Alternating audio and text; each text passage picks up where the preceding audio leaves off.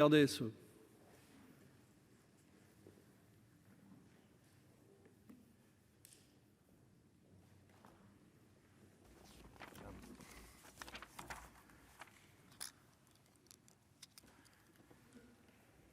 Monsieur le ministre, Monsieur le président de la commission des finances, monsieur le rapporteur général, mes chers collègues, la mission Plan de relance, avec ses 36,4 milliards d'euros d'autorisation d'engagement et 22 milliards d'euros de crédits de paiement, rassemble une multitude de dispositions relevant habituellement des autres missions. Elle mélange le court et le moyen terme, le fonctionnement et l'investissement, entretenant une certaine confusion et un manque de lisibilité. Elle s'articule autour de 3 programmes, respectivement dotés de 18,4 milliards d'autorisations d'engagement pour le programme 362 « Écologie » avec seulement 6,6 milliards d'euros en crédit de paiement et 6 milliards d'euros en autorisations d'engagement pour le programme 363 « Compétitivité » et ses 4 milliards de crédits d'euros en crédit de paiement et enfin 12 milliards d'euros en autorisations d'engagement pour le programme 364 Cohésion, doté de 11,4 milliards en crédits de paiement. À ces chiffres s'ajoutent 20 milliards d'euros sur 2 ans pour le coût des impôts de production.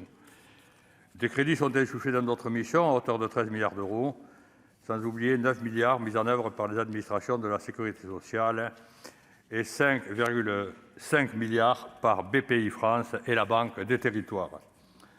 La construction hétéroclite de ces programmes budgétaires fait naître des inquiétudes sur les conditions de leur exécution, avec un risque de confusion dans leur mise en œuvre, et une grande rigueur sera nécessaire de la part des services ministériels pour assurer la coordination dans l'exécution des crédits de la mission que nous examinons. Un tel patchwork budgétaire pourrait s'apparenter à du bricolage alors que notre pays est malade économiquement et socialement. Alors que l'une des causes à laquelle cette mission entend répondre est de nature conjoncturelle et appelle des mesures d'une impérieuse rapidité d'exécution sur le terrain, d'autres causes sont de nature structurelle. Mais je m'interroge, serons-nous en capacité demain de sortir de cette crise structurelle en rétablissant la confiance, le retour à l'emploi et la dignité pour le plus grand nombre? Néanmoins, l'effort budgétaire consacré au plan de relance est considérable. Il représente un tiers des 100 milliards du plan de relance national France Relance. Comme je l'ai indiqué lors de la discussion générale de la première partie de la discussion budgétaire, je regrette aussi que cette mission ne mobilise pas suffisamment de moyens pour soutenir les collectivités territoriales, pour faire face à la gestion de la crise sanitaire d'une part et d'autre part pour participer à la relance économique. Leur rôle de levier est pourtant prépondérant pour le tissu économique et social de nos territoires.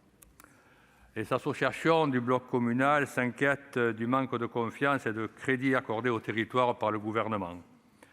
Leurs marges de manœuvre financières et fiscales ne cessent d'être rognées et les ressources locales s'érodent encore davantage avec la crise sanitaire.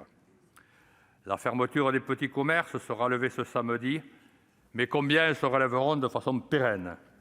Quel avenir se dessine pour le secteur de la restauration, du tourisme et par voie de conséquence pour la viticulture, qui sont les piliers de l'économie de mon département, l'Hérault? Quel avenir également pour la culture? Autant de questions qui appellent une réponse politique forte pour soutenir un redémarrage rapide des trains de l'activité avec les collectivités locales en locomotive. Elles sont des interlocuteurs privilégiés qui devraient être associés à la définition des projets matérialisés par les contrats régionaux ou infrarégionaux de relance, au pilotage des crédits et à leur suivi dans le cadre des comités régionaux et départementaux. Par leur connaissance du terrain, elles sont les mieux placées pour relayer les difficultés opérationnelles constatées sur leur territoire et proposer des ajustements avec peut-être des sous-préfets de la relance. Ainsi, le groupe RDSE sera attentif à la volonté du Gouvernement d'établir un dialogue de confiance et une volonté de consultation régulière, voire peut-être systématique, des collectivités locales sur les décisions susceptibles d'impacter leur capacité financière à participer au plan de relance et qui seules permettront la mise en place de solutions efficaces et adaptées. Dans la situation que nous connaissons tous, et malgré ces remarques, les membres du RDSE voteront en faveur des crédits de la mission « Plan de relance ». Je vous remercie. Merci, cher collègue. La parole est à Éric Bocquet pour le groupe communiste républicain et citoyen.